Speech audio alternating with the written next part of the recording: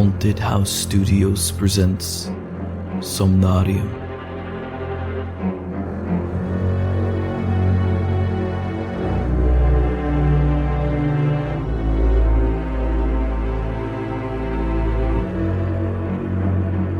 Episode 16, Hit and Run.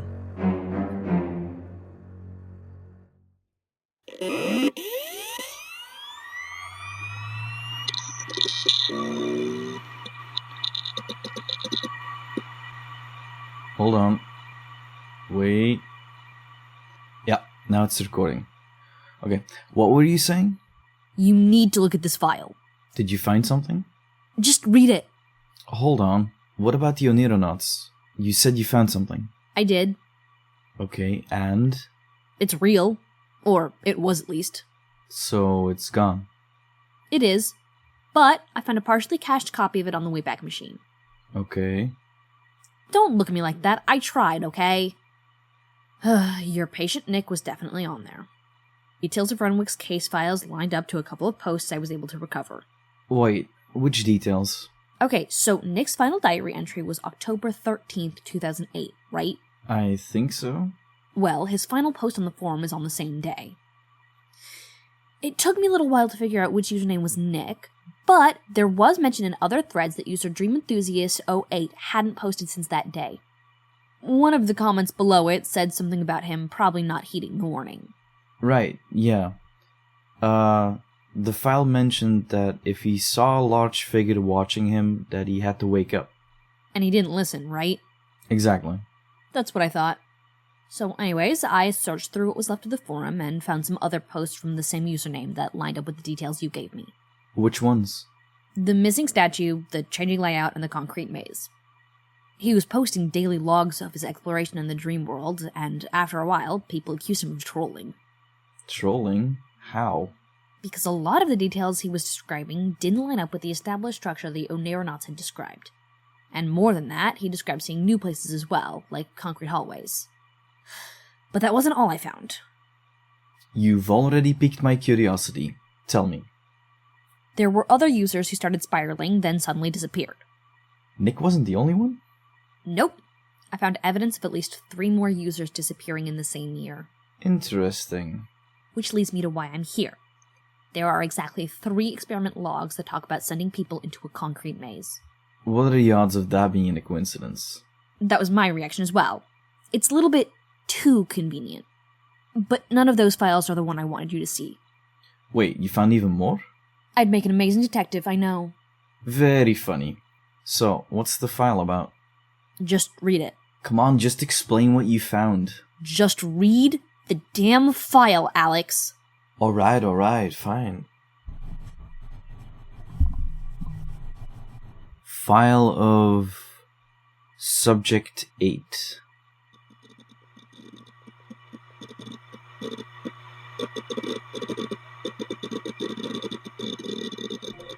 Subject intake. Subject 8. Chamber VD-01. Pattern unknown. Subject accepted for experimental observation following reported sleep disturbance and intrusive recollection tied to a recent traffic incident involving a minor. Subject reports a collision with a child while driving at moderate speed. Subject was not intoxicated at the time, but rather inattentive to his surroundings. Describes exiting the vehicle briefly and observing the victim on the ground before returning to his vehicle and fleeing the scene. The incident was not reported by the subject. Victim was found several minutes later by an unknown party who proceeded to contact emergency services. Though an investigation was opened, due to the lack of surveillance or any witnesses, the case was closed. The subject reports feeling as though he, in his words, got away with it. Primary complaints include persistent insomnia, recurring nightmares, and an overwhelming feeling of guilt tied to the event. Though the subject admits to the crime, he remains evasive about being at fault. Subject expresses a desire to be rid of his feeling of guilt without reporting himself to the proper authorities or facing the victim's family. Suitable for guilt reinforcement and controlled exposure study. Attached is the subject's transcribed intake statement, cut for brevity. Subject statement. I don't know how many times I have to explain this. There was nothing I could have done. I know what you're thinking. Hit and run, felony, responsibility. I get it, I do. But people keep acting like stopping would have changed something. Like it would have fixed it. It wouldn't have. By the time I got out of the car, it was already too late. I saw her. That's the part everyone keeps circling back to, right? That I saw her and still left. Like, that's the moment that defines everything. But you weren't there. It was dark. She just stepped out. No warning, no time to react. 1 second the road is empty, the next... I hit the brakes. I did. It just wasn't enough. The sound. I got out of the car. I remember that part clearly. I didn't just drove off immediately like people imagine. I got out. I walked around to the front. She was lying there, not moving. I remember thinking, this isn't happening. Like my brain just refused to catch up. Everything felt slow, like I was watching it happen to someone else. I looked up and down the road. No cars, no people, nothing. Just me and her. I took a step closer. I don't know why. Instinct, I guess? Like I was supposed to check. Like that's what a normal person does. But I already knew. Her body was bent so out of shape that I knew. I didn't need to check for anything. I just knew there was nothing left to do. And then my head started filling in the rest. Police, questions, prison, my family, my job, everything just gone. All because of something I didn't even have time to prevent. I kept thinking, this isn't fair. I didn't choose this. So I got back in the car. That's it. That's what you want me to say out loud, right? I got back in the car and I left. I didn't speed off. I didn't panic like you see in the movies. I just drove. Like if I kept moving, it wouldn't become real. Like it was still undecided. I went home, parked the car, sat there for a while, just gripping the steering wheel tightly. I told myself it was shock, that I'd figured out what to do in the morning. But morning didn't fix anything. I checked the news. Nothing. Next day. Nothing. No reports, no mention, like it never happened. And that should have been a relief, right? It wasn't. Because it didn't go away. Every time I closed my eyes, I was back there. Same road, same moment. Over and over. Sometimes I hit her again. Sometimes I don't even see her until it's too late. Sometimes she's already lying there before I even get out of the car. Just waiting. I started sleeping less. At first it was just restlessness. Then it got worse. I'd wake up thinking I heard something. A sound. I know how this is going to sound. I'd hear laughing. Not loud. Not like something in the room. Just there. Like it was part of the memory. At first I told myself it was just my head filling things in. Kids laugh. That's normal. My brain just attached it to her. But it kept happening. Not every night, just enough that I started dreading going to sleep. I tried everything. Cut caffeine, stopped drinking, went for walks before bed, left the TV on, turned it off. Silence, noise, doesn't matter. None of it matters. The second I fall asleep, I'm replaying that same scene over and over. Sometimes I see her face. Sometimes I don't. Sometimes I just know she's there. I haven't told anyone. What am I supposed to say? Hey, I think I killed someone and now I can't sleep? That's not a conversation you have and then just go back to normal. I looked up clinics, sleep specialists, anything. That's how I found you. From what I've heard, apparently, you offer experimental treatment. I don't really care what it is. I just need this to stop. Because I can't keep doing this. I don't want to close my eyes and see your face again.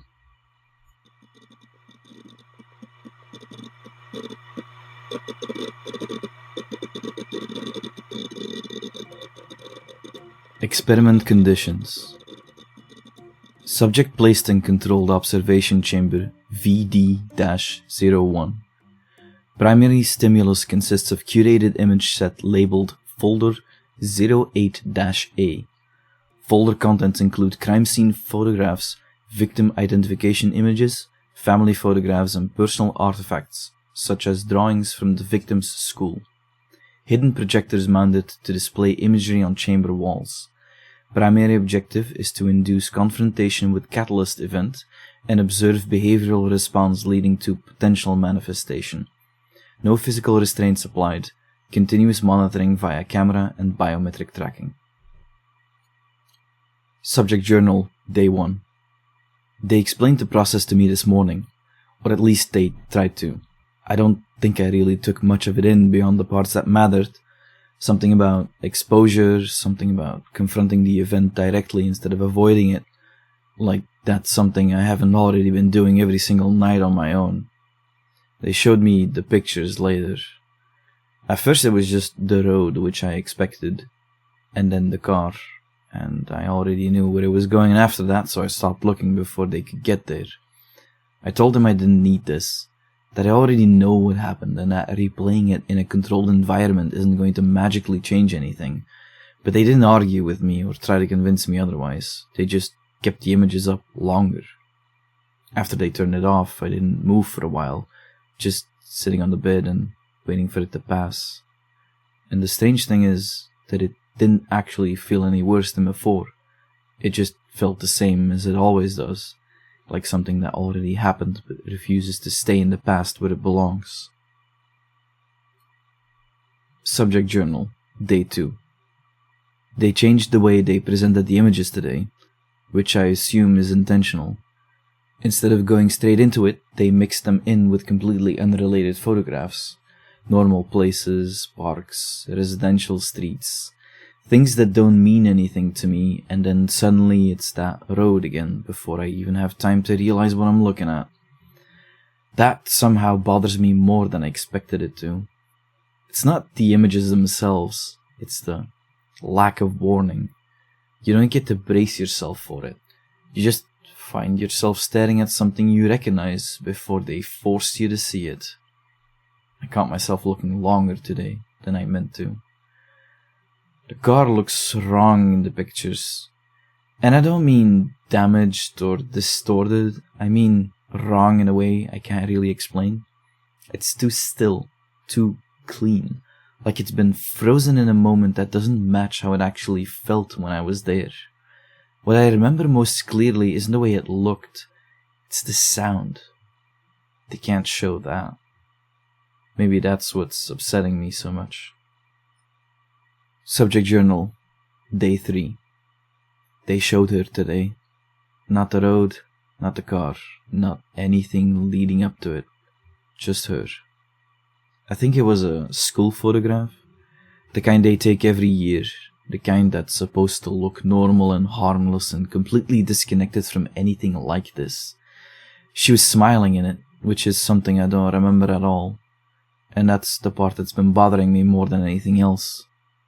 I remember everything else. I remember the road, the headlights, the way my hands felt on the wheel when I hit the brakes, but I don't remember her face. I don't remember what she looked like before or after, just the fact that she was there. I don't know if that makes it better or worse. Something else happened later. I wasn't looking at the walls anymore by that point. I was just sitting on the bed trying to ignore it, and I heard something that I couldn't place at first. It wasn't loud and it wasn't clear enough to immediately recognize, but it was enough to pull my attention away from everything else. It sounded like a laugh.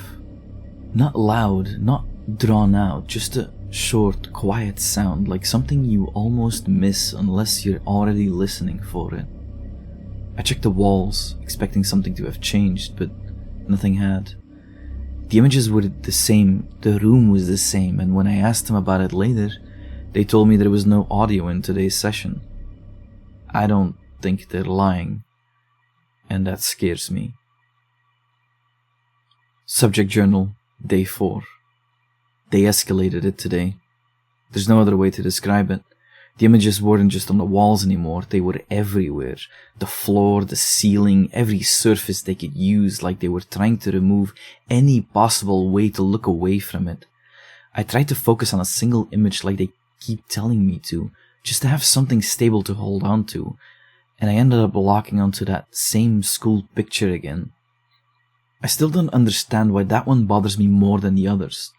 Maybe it's because it feels like it belongs to a completely different life, something that has nothing to do with what happened, and seeing it here makes it feel like that line doesn't exist anymore. The sound came back, clearer this time, and closer. I stood up when I heard it, which I didn't even think about. It was just automatic, like my body reacted before my head had time to process it. I checked the walls again, checked the corners of the room, but there's nowhere for anything to come from in here that I wouldn't be able to see. That's when it hit me, that it didn't sound like it was coming from the walls at all. It sounded like it was in the room. Then I heard it, right behind me, giggling. I didn't say anything about it. I don't want to give them the wrong idea. Subject Journal, Day 5. I'm starting to think something is wrong with the images themselves. Not all of them, but some of them look like they've changed in ways that don't make sense. Angles that shouldn't exist, perspectives that don't line up with where a camera would have been. I know how that sounds, and I know exactly what they would write down if I said it out loud, so I kept it to myself. The sound isn't just the sound anymore. There's other things now. Movement, or at least the idea of movement, something shifting just outside of where I'm looking. I checked under the bed, which I know is ridiculous because there's nowhere to hide anything under there. And then I checked the corners again, as if I didn't check them properly the first time. I thought I saw something, just for a second, low to the ground, in the corner of the room where the light doesn't quite reach properly. It looked like the silhouette of a child. I stared at it for much too long, but couldn't get my eyes to focus. I keep telling myself it didn't happen, that it isn't real, that it's just a lack of sleep, or the stress, or whatever they're trying to trigger with this whole setup. It's the point of this, right? Keep pushing me until they get a reaction. Subject Journal, Day 6. They didn't project anything today. They didn't give me any instructions. They just left me here. Which is worse, because now it doesn't feel like it's coming from them anymore. I don't need the pictures to think about it. I don't need the room to remind me. It's just there, all the time, like it's been waiting for me to stop being distracted long enough to notice it properly. I can feel where she is. I know how that sounds, and I don't care anymore. It's the same corner, every time.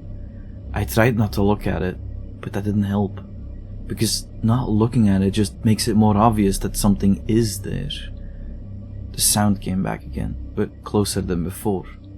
Close enough that I didn't have to question it anymore. I didn't turn around. I couldn't. Giggling. I keep reliving that moment. Getting out of the car, walking around, looking down. That's where it always stops. That's where I stop it. Because I'm too afraid to face the truth. Because I ran away like a coward. More giggling. I saw her. Not in the pictures, not on the walls, not in my head. In the room, standing there, looking at me. expecting something from me. I didn't move. She didn't move. But I knew she was closer than before. I don't think this is part of the experiment anymore. I'm afraid to look. Observation log. Day 1.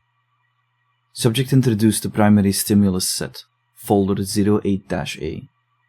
Initial response characterized by resistance and avoidance behavior.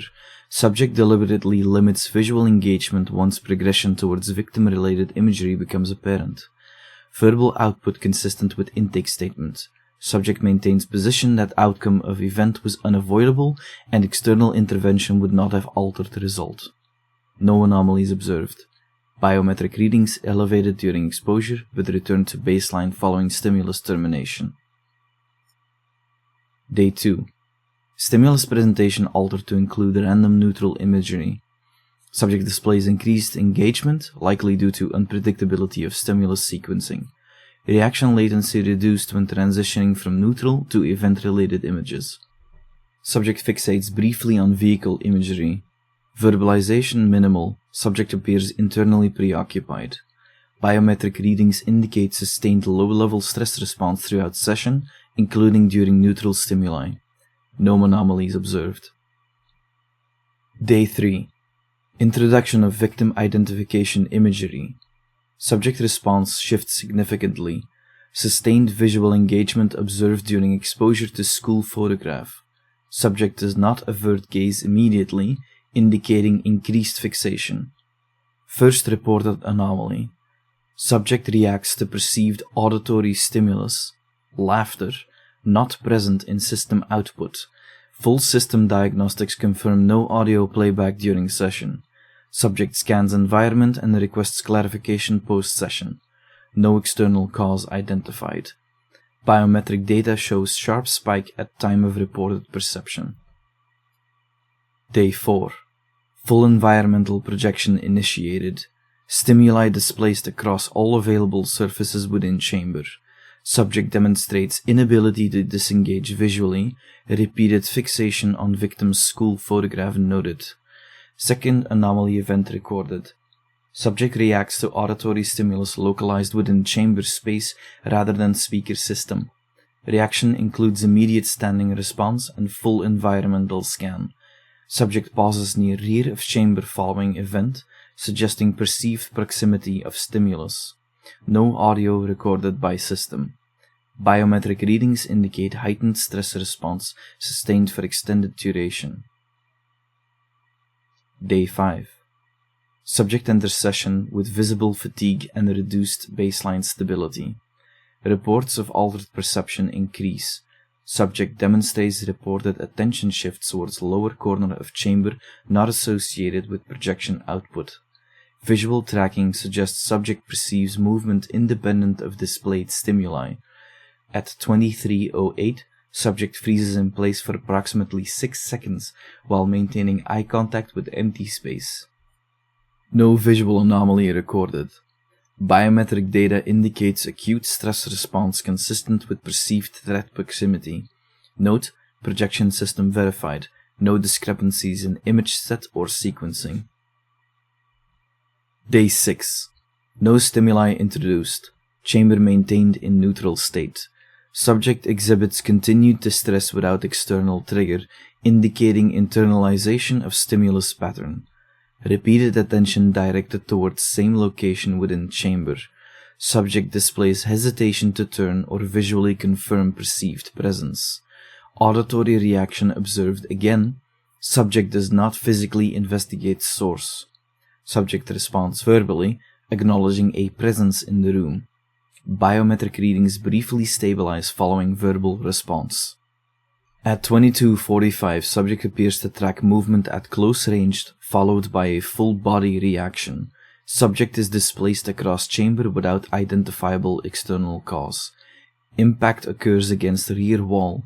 Subject collapses immediately upon contact with floor. No visible mechanism responsible for displacement. Post-event positioning documented.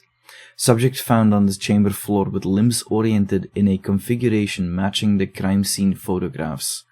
Biometric readings spike sharply at the moment of displacement and cease within seconds. Subject was pronounced deceased by medical team at approximately 22:53. Cause of death, blunt force trauma and internal bleeding. Experiment terminated. Researcher note.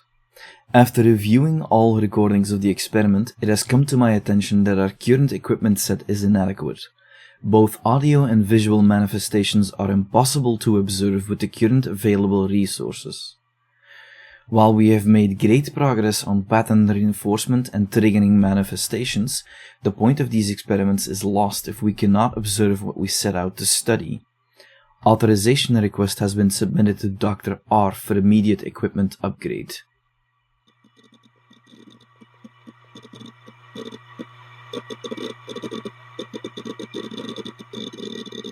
Well?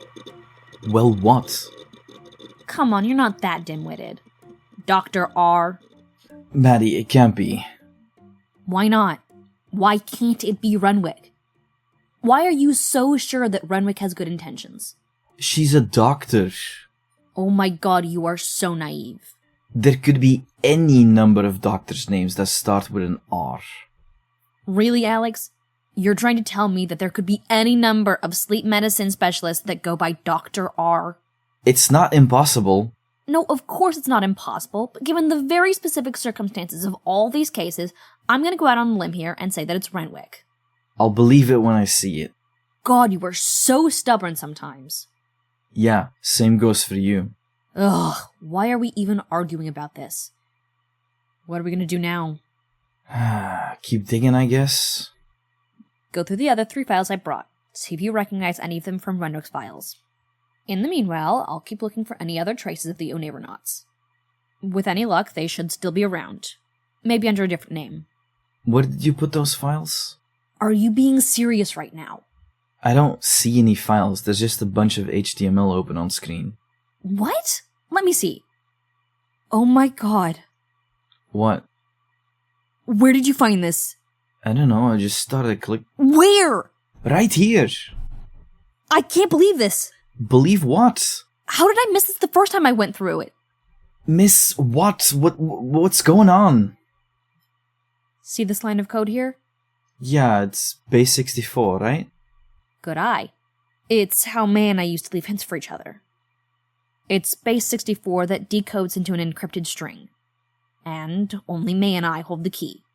This is from May? I hope so. Let me decrypt it.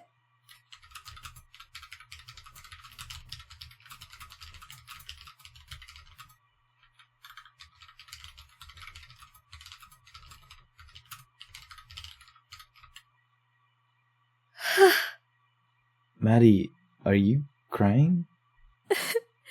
The key worked. It's May. What does it say? Find Detective James Rayner.